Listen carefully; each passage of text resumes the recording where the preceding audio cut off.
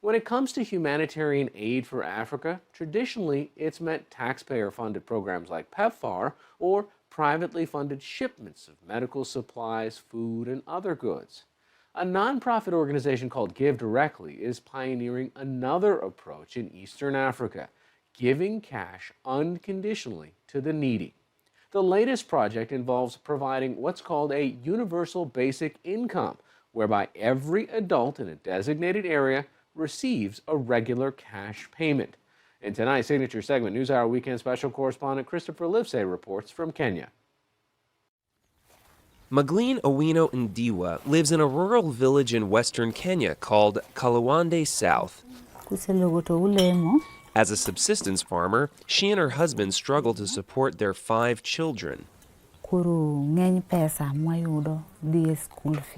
Most of the money that we get is always spent on school fees, because if we don't pay the fees, they are sent home. For years, she's made tough decisions on whether to pay those fees, buy food, or improve her tiny, mud-thatched home with its leaky tin roof.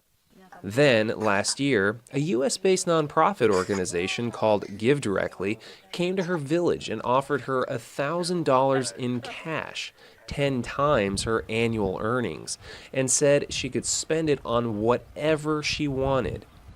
70% of the 281 families in this village received cash from Give Directly, which targets people living on less than $1 a day.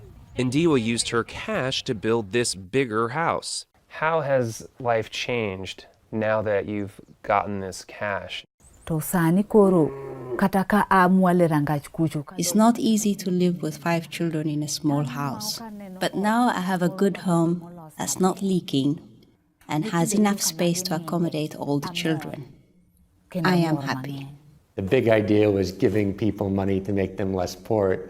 It almost seems so obvious. Economist Michael Fay was one of 4 graduate students studying development economics who co-founded Give Directly in 2009. Unlike other aid groups that provide goods or services, nearly 90% of its donations go straight to recipients as cash. We were frustrated with many of the same things that a lot of donors are frustrated with. Nonprofits are opaque. The money has to pass through multiple hands, and only a fraction of it winds up in the hands of the poor. Funded by private donors and foundations, including several based in Silicon Valley, Give Directly has distributed nearly $56 million across western Kenya and Uganda since 2011, providing up to $1,000 to 65,000 families with no strings attached. We fix a window there. Gonna put a window on the side. Yes. People use Give Directly's cash in a wide variety of ways. Sylvanus Olweni Aluo used the money to buy food, clothes, and livestock, and build this modest new house. Daniel Mondio Depot used part of his Give Directly grant to pay his wife's dowry. And many recipients use the money to start a business. Chicken broth, some candy, I see toothpaste. Jane Akech Orege opened this small general store and a barbershop next door. So there's nothing keeping a recipient of this money from doing something with it that the donor doesn't like? That's right. There's obviously things that a lot of us would agree are bad, smoking, alcohol, and so on. But there are other things that we as donors think about. Maybe we think someone should spend it on education. Maybe we think they should spend it on a cow. And I think there's a degree of self-reflection that we should have on why we have those preferences and why we think those preferences are more important than the poor's preferences. Give Directly's cash is distributed through M-Pesa, a widely used mobile money system that allows Kenyans to receive and send money for a small fee. If a potential cash recipient doesn't own a cell phone, Give Directly provides one. The money is given in 3 lump sum payments, and as part of enrolling in the program, every recipient is vetted in person. Diana Acheng Mwaga is a Give Directly field officer. While leaving decisions up to the recipients, Mwaga documents how they plan to spend the cash and collects data on their lives before they receive the money. Give Directly relies on outside researchers to assess the impact of their cash transfer program. One study published last year on GiveDirectly's work found recipients increased livestock ownership by 50%, reported a significant decrease in depression, and didn't spend more on alcohol and tobacco. Cash transfers are not only the future, they're the present. World Bank economist Burke Osler says research across the globe shows the advantages of cash as a form of aid, especially in the short term.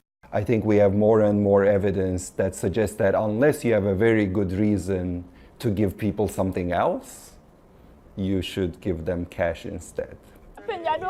While certain benefits of cash have been widely studied, GiveDirectly still has to convince the people it's trying to help, many of whom are skeptical. What is the religion behind this thing? Field Officer Diana Acheng Mwaga has had to knock down rumors of ties to sinister religious forces. Magleen Ndiwa says, unlike her, some people in her village refused the money. They were saying so many things that we will be forced to give up our children, that we will die. Miria Koth is co-wives with Ndiwa, married to the same man, a common practice in this part of Kenya. When you first heard about GiveDirectly, what did you think? I was not happy because money that you have not worked for, you cannot be comfortable taking it.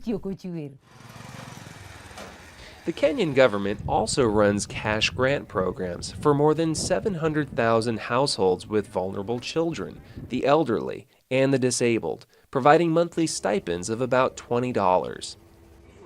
Gladys Wanga is a member of Kenya's parliament. Are you learning anything from GiveDirectly? Yes, I think one of the lessons that the government programs can learn from GiveDirectly is transparency and just a level playing field for everyone, and just a tool that vets, and if you meet the criteria, you're good to go. Wanga represents Homa Bay, an area in western Kenya where GiveDirectly has given out cash since 2015. Have they followed through on what they claimed they were able to achieve? Yes, they've certainly followed through. Lives have changed. They promise what they do.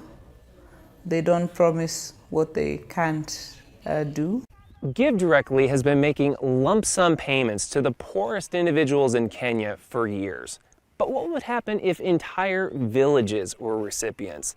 That's what GiveDirectly wants to find out, with an experiment stretching 12 years. The idea is to provide what's known as a universal basic income, universally providing every adult in a village enough cash to cover the basic cost of living. The concept of a universal basic income has been debated in both poor and rich countries around the world. In wealthier economies, it's been proposed as a replacement for safety net programs, a way to combat growing income inequality, and even to address job losses expected from automation. Other countries are already experimenting with the idea. In Finland, the government has begun a universal basic income trial for some of its citizens, and governments in Canada, Scotland, and the Netherlands have also proposed trials. And in the United States, a private organization has proposed a trial in Oakland, California. GiveDirectly's $30 million program in Kenya will be the largest and longest experiment of its kind. Recipients will receive about $22 a month, which is close to 75 cents a day. Last October, it started providing a basic income in this village to test the model. Kennedy Oswanabagi is the village's elected elder. 12 years is a long time. Hopefully by that time, everybody shall have invested in something that can support their families, like rearing livestock or farming crops, so that their lives can continue smoothly. His village is one of 300 that will be part of the Universal Basic Income experiment. The villages will be randomly divided into 4 groups. Some will get lump sum transfers. Some will get money for 12 years. Some for 2 years. And other villages will get nothing, acting as controls to see the impact of the basic income. How much income does she normally make in a month? Princeton University economist Alan Kruger is one of the independent researchers that will analyze data from the basic income experiment. He was visiting the pilot village along with GiveDirectly co-founder Michael Fay. So this is the questionnaire that recipients go through. That's right. It's pretty weighty. How long does it take to actually get through all these questions? At the moment, it's taking just under 3 hours, and we're trying to cut it down. Participants will be asked about everything from their hopes for the future to their incomes. You don't just focus on a single outcome. You have to look at a range of outcomes. How did you react the first time you heard about it? Although worlds apart, Faye believes lessons from the universal basic income experiment in Kenya will be relevant to Europe and the U.S. That might seem like apples and oranges to a lot of people. Kenya compared to the U.S. It is absolutely apples and oranges, and you could also say Detroit and Oakland are also apples and oranges. And as an economist, this is why you do the experiment many times, to learn what is universal and what is locally specific. But you certainly need to pick somewhere to start. I think there are aspects to economic behavior that cut across cultures, but we'll see how much we can extrapolate from the fields here in Kenya to other contexts. World Bank economist Burke Osler has doubts about how much researchers will learn from the basic income experiment in both rich and poor countries. If we're talking about the US or Finland or Switzerland or something like that, the context and the amounts will be so different. And then on the developing country side, I'm worried that the amount's too large. Osler fears that a country like Kenya could never afford to implement a program like GiveDirectly's for all of its citizens. He would also like to see the experiment go further and test for GiveDirectly's cash payments against other types of charitable aid in rural Africa, such as vaccines, mosquito nets to prevent malaria, or free livestock.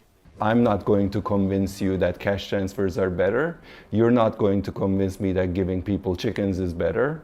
So let's just put it to the test. How do you measure success in a program like this?